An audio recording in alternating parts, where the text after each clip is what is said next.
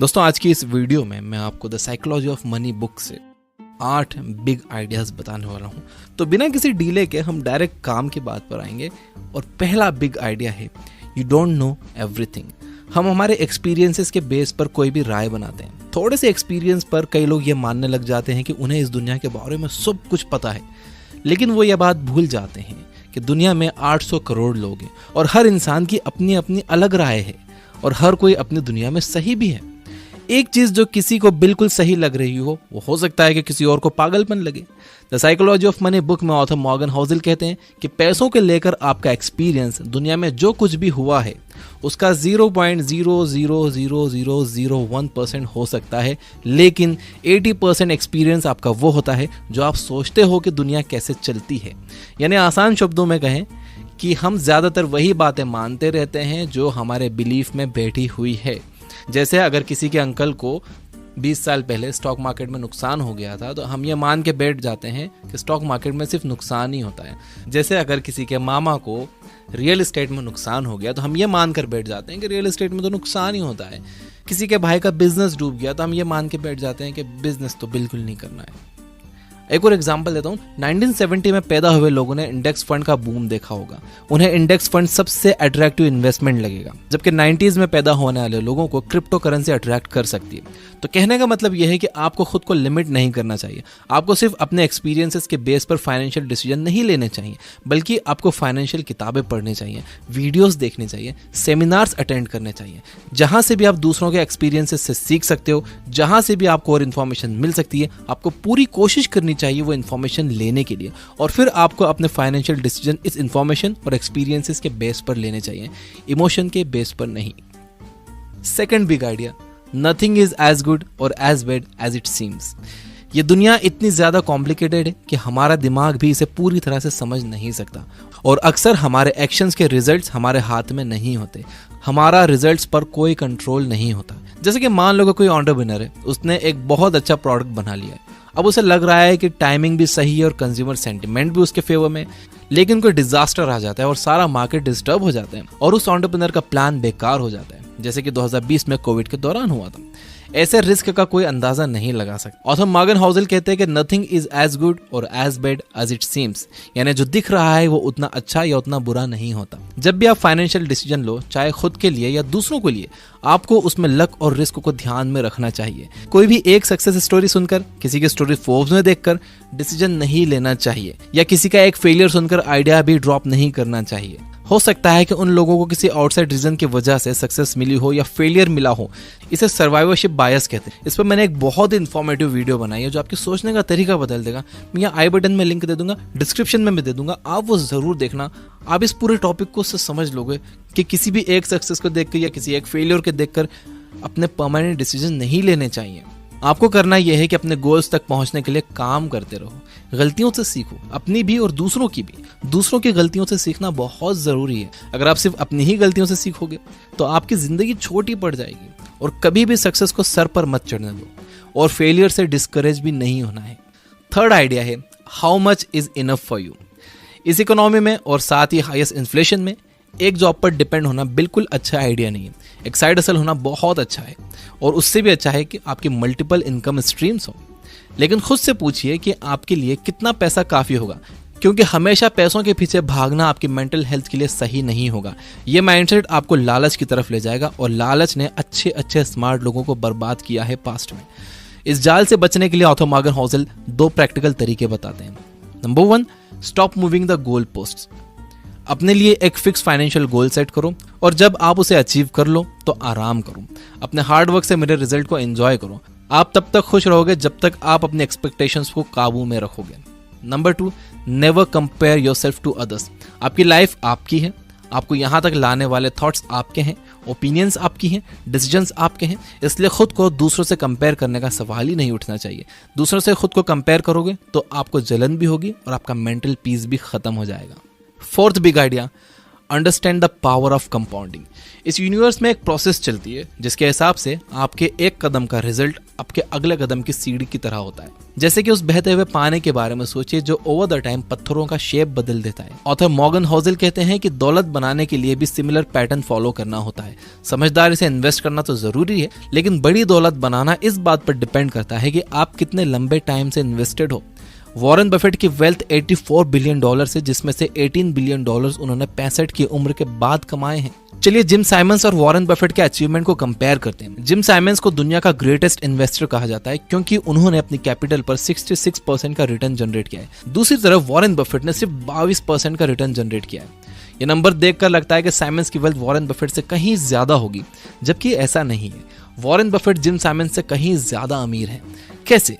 Answer है compounding. जैसे Symonds ने 50 साल की उम्र में इन्वेस्टिंग शुरू की, वहीं वॉरेन बफेट ने 10 साल की उम्र से इन्वेस्टिंग शुरू कर दी थी। छोटे छोटे एफर्ट्स कंसिस्टेंटली लंबे टाइम तक करने से एक्स्ट्रा ऑर्डिनरी रिजल्ट्स मिलते हैं। जेम्स क्लियर ने अपने बुक एटॉमिक हैबिट्स में इस बात को बहुत अच्छे से समझाया है। Fifth big idea, getting rich versus staying rich. Internet और सोशल मीडिया के बढ़ने से एक साइड हसल शुरू करना ज्यादा मुश्किल नहीं रहा है। आप स्टॉक्स में इन्वेस्ट कर सकते हो, क्रिप्टो में इन्वेस्ट कर सकते हो, क्विक प्रॉफिट्स बना सकते हो। ठीक ठाक कैपिटल, नॉलेज और रिस्क लेने की हिम्मत से आप अमीर तो हो सकते हो, लेकिन अमीर बने रहना ये मुश्किल पार्ट है। आप किसी भी बड़े शहर में चले जाओ, रोड्स पर आपको अट्रैक्टिव एड्स दिख जाएंगे, बल्कि आपके फोन में ही pre approved credit card, low cost loan, loyalty points, gift coupon जैसी कस्टमर्स को ललचाने वाली चीजें आपको मिल जाएंगी। देखो आज के टाइम में अगर कमाना आसान हुआ है तो खर्च करना उससे कहीं ज्यादा आसान हो गया है। ऑथर कहते हैं कि अपनी दौलत बचाने का तरीका है आप बहुत सोच समझकर खर्च करो। आपको ये मानकर कभी नहीं चलना चाहिए कि कल जो आपको सक्सेस मिली थी वो आने वाले कल में भी मिलेगी। ज्यादा सेटिस्फाइड नहीं होना है। आपको अपना हर फाइनेंशियल डिसीजन उसी सोच समझ के साथ लेना है, उतनी ही रिसर्च करके लेना है जितना आपने पहला फाइनेंशियल डिसीजन लेते टाइम सोचा था। अगर आप ये वीडियो देख रहे हो तो मैं ये मान सकता हूँ कि आप भी मेरी तरह एक आम इंसान हो जो पूरी कोशिश कर रहा है बेटर फाइनेंशियल डिसीजन लेने की। इस दुनिया का इकोनॉमिक सेटअप कुछ इस तरह का है कि हमारे जैसे आम लोगों के हाथ में ये नहीं होता कि हमारे पैसों के साथ क्या होगा। इन्फ्लेशन जैसे माइक्रो इकोनॉमिक फैक्टर्स डिसाइड करते हैं कि हमारे पैसे की वैल्यू क्या होगी, लेकिन एक चीज जो हम लोग कंट्रोल कर सकते हैं वो है खर्चा। पैसे बचाना एक कला है और पैसा बचता है किफायतशारी से। और यहाँ कंफ्यूज नहीं होना है, किफायतशारी और कंजूसी में बहुत फर्क है। अगर मैं आसान शब्दों में इन दोनों के बीच का फर्क बताऊं तो वो ये है, किफायतशारी का मतलब है पैसा वेस्ट करने की इच्छा का ना होना, और कंजूसी का मतलब है कि सिरे से पैसा खर्च करने की ही इच्छा ना होना। अब इसके लिए आपको अपने नीड्स और वांट्स में फर्क समझना बहुत जरूरी है। एक नीड वो है जो जिंदगी जीने के लिए जरूरी है, जो आपके काम के लिए जरूरी है, और वांट वो है कि किसी भी चीज से आप अट्रैक्ट हो रहे हो कि यार ये चाहिए ही मुझे, ये चीज कितनी कूल है, जबकि आपको पता है कि आपको उस चीज की जरूरत नहीं है। तो नीड और वांट में अगर आप फर्क करना सीख गए तो कोई भी चीज खरीदने से पहले आपने अगर उसे नीड और वांट के तराजू पर तोल लिया तो आप पैसे बचा लोगे। Big idea number 6, law of large numbers. Law of large numbers एक एक्सपेरिमेंट को कई बार रिपीट करने से मिले रिजल्ट्स को प्रिडिक्ट करता है। यानी अगर आप एक एक्सपेरिमेंट बार बार करोगे तो आपके सक्सेसफुल होने के चांसेस भी बढ़ जाएंगे। एज एन एंटरप्रेन्योर आप अपने काम में भी law of large numbers apply कर सकते हो। 10x बड़ा सोचो, 10x ज्यादा मेहनत करो। मैसिव एक्शंस ही आपको मैसिव रिवॉर्ड्स दिलाते हैं। अगर आपके गोल्स 10 गुना बड़े हुए और आप उन्हें पूरी तरह से अचीव भी नहीं कर पाए तो भी आप जीत जाओगे। ये बात कही है ग्रांट कार्डोन ने अपनी बुक द 10x रूल्स में। Law of large numbers investment में डाइवर्सिफिकेशन के साथ भी परफेक्टली काम करता है। अगर आपका लार्ज पोर्टफोलियो है तो आप किसी एक स्टॉक पर डिपेंड नहीं रहोगे, उसमें भी आपके जीतने के चांसेस बढ़ जाएंगे, बशर्ते कि आपके पोर्टफोलियो में ठीक ठाक नंबर्स में कंपनियां अच्छा परफॉर्म कर रही हों। ऑथर कहते हैं कि आप हाफ ऑफ द टाइम गलत हो सकते हो, फिर भी अच्छा रिटर्न बना सकते हो। यही बात मेरे साथ इन्वेस्टमेंट में सच हुई है। मेरे स्टॉक पोर्टफोलियो में 14 स्टॉक्स हैं, जिसमें से 7 लॉस में चल रहे हैं, और जो बाकी के 7 हैं जो प्रॉफिट में चल रहे हैं, उन्होंने मेरे ओवरऑल इन्वेस्टमेंट का, मेरे ओवरऑल कैपिटल का 40% रिटर्न दिया है। एंड 40% रिटर्न बहुत बड़ी चीज है। तो आपको पैसा कमाने के लिए परफेक्ट होने की जरूरत नहीं है। आधा टाइम आप गलत होकर भी अच्छा पैसा कमा सकते हो। Big idea number 7, be time rich. आपको क्या लगता है ज्यादा पैसा कमाने का अल्टीमेट बेनिफिट क्या है? क्या यह फेम है या कुछ भी खरीद सकने की पावर है? ऑथर मॉर्गन होज़ल कहते हैं कि पैसा का ग्रेटेस्ट डिविडेंड है आपका अपने टाइम पर कंट्रोल होना। कई स्टडीज ने यह बात साबित की है कि जो लोग खुद को खुश मानते हैं उनके पास टाइम की फ्रीडम होती है। वो लोग अपनी मर्जी से कहीं भी आ जा सकते हैं, कोई भी काम कर सकते हैं। वो किसी एक चीज से बंधे हुए नहीं होते कि यहाँ रोज 8 घंटे देना ही है। एंड इसलिए पैसा जरूरी है। पैसा होने का मतलब है कि आपके पास लाइफ में ऑप्शंस होंगे। इसका मतलब है कि आपको एक टॉक्सिक वर्क प्लेस में जबरदस्ती बैठना नहीं पड़ेगा। इसका मतलब है कि जब आप अच्छा फील नहीं कर रहे तब भी आपको खुद को काम पर जाने के लिए फोर्स नहीं करना पड़ेगा। ऑथर कहते हैं कि हाईएस्ट फॉर्म ऑफ वेल्थ ये एबिलिटी है कि आप रोज सुबह उठकर ये कह सको कि आज मैं जो चाहूं वो कर सकता हूं। तो सबसे पहले आपका गोल होना चाहिए एक इमरजेंसी फंड बनाने का, यानी इतना पैसा जमा कर लो कि अगर 6 महीने तक आप कोई भी काम ना करो तब भी आप आसानी से सरवाइव कर सको। जब आपके पास ये फंड तैयार हो जाए उसके बाद आप अपने नेक्स्ट स्टेप के बारे में सोचो। उसके बाद आप सोचो कि आपको जॉब छोड़कर कुछ करना है नहीं करना है, उसके बाद आप रिस्क लो। पहले इमरजेंसी फंड बनाना बहुत ज़रूरी है। अल्टीमेटली आपका गोल आपके अर्निंग को अपनी लाइफ के साथ जोड़ने का होना चाहिए, यानी एक ऐसी लाइफ जिसमें आपका अपने टाइम पर कंट्रोल हो। यानी आपका गोल होना चाहिए इस तरह से पैसा कमाने का कि जिसमें आपका अपने टाइम पर कंट्रोल हो, यानी आपको अपने काम में पूरे टाइम नहीं लगा रहना पड़े, आपको काम करने रोज नहीं जाना पड़े। याद रखिए कि सिर्फ बेशुमार पैसा कमाना काफ़ी नहीं है, आपके पास उसके रिटर्न्स एंजॉय करने के लिए टाइम भी होना चाहिए। बिग आइडिया नंबर 8, ये आइडिया मैंने अपने पर्सनल चैनल पर भी थोड़े दिन पहले बताया था। Luxury is normal. आपने सड़क पर कई बार कोई शानदार स्पोर्ट्स कार देखी होगी। अब जरा आप ये याद करने की कोशिश करो कि उस कार को जो इंसान चला रहा था क्या वो आपको याद है। 99% चांसेस है कि आपको बस अपना एक्साइटमेंट याद होगा कि आप उस कार को देखकर कितने एक्साइटेड हुए थे, लेकिन उस कार को कौन चला रहा था ये आपको बिल्कुल याद नहीं होगा। Luxury items definitely eye catching होते हैं और यही उनका पर्पस भी होता है। ऑथर कहते हैं कि आप अपने लग्जरी आइटम से जितने इंप्रेस होते हो उतना और कोई इंप्रेस नहीं होता। ऑथर कहते हैं कि आपको लगता है कि लोग आपका लग्जरी आइटम देखकर आपसे इंप्रेस हो रहे हैं, जबकि आपसे इंप्रेस कोई नहीं होता। डे टू डे लाइफ में आपको एक कार की जरूरत होती है, सिर्फ किस लिए? पॉइंट ए से पॉइंट बी जाने के लिए।